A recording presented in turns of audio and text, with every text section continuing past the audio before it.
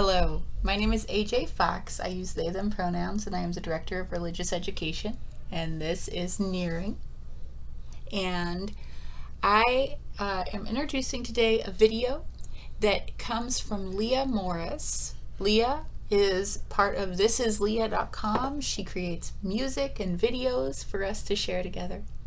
And each month for the 2021-2022 year, she has been creating a Soul Matter specific video on the monthly theme.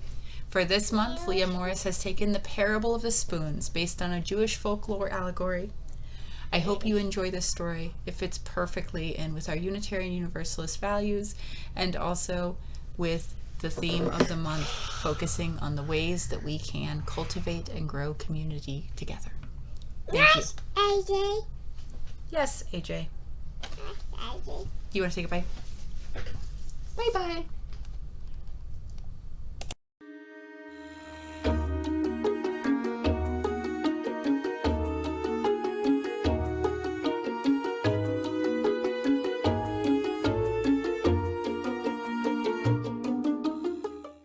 Let me tell you the parable of the spoons.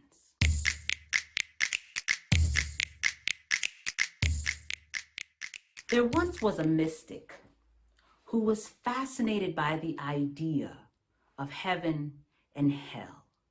One day, in a deep meditation, the mystic came face to face with the creator of the universe. And of course, their first question was, what is the nature of the relationship between heaven, hell, and earth? And the creator of the universe clapped its cosmic hands. And immediately the two were in a room. In the center of this room, there was a round table. And in the center of that table, there was a roaring fire. Over the fire, there was a huge cauldron of a seething stew with a smell so enchanting that the mystic was drawn closer to the table, but not too close, because all around the table, there were sickly, unhealthy, groaning people, each of them with a long spoon, long enough to reach the cauldron in the center of the table, but not long enough to feed themselves. And they all struggled and they tried hard, but they never quite managed. The mystic didn't need to ponder long to understand that this was hell.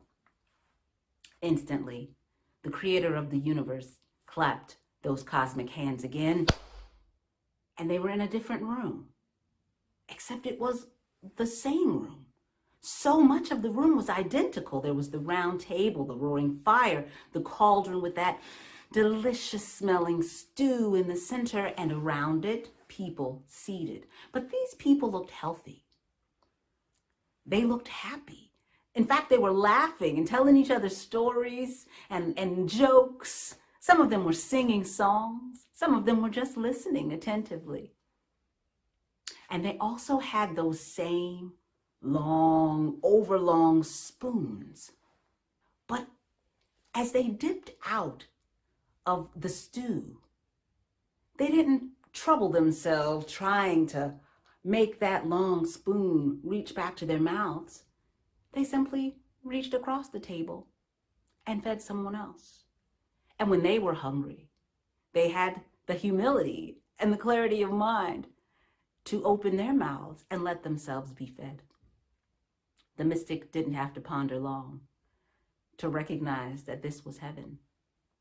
And the beauty of this story is that it isn't just about heaven and hell as an afterlife idea, but it shows us how we can choose to experience heaven or hell here on earth. And as a matter of fact, this story inspired this song. No one gets to heaven alone, to heaven alone, to heaven alone. No one gets to heaven alone. We get there side by side, side by side, side by side, side by side. We get there side by side. No one heals the world on their own, the world on their own, the world on their own. No one heals the world on their own. We're healing side by side, side by side, side by side, side by side. We're healing side by side. No one does the work on their own, the work on their own, the work on their own. No one does the work on their own. We're working side by side, side by side, side by side, side by side. We're working side by side, side by side, side by side, side by side. We're healing side by side, side by side, side by side, side by side. We get there side by side.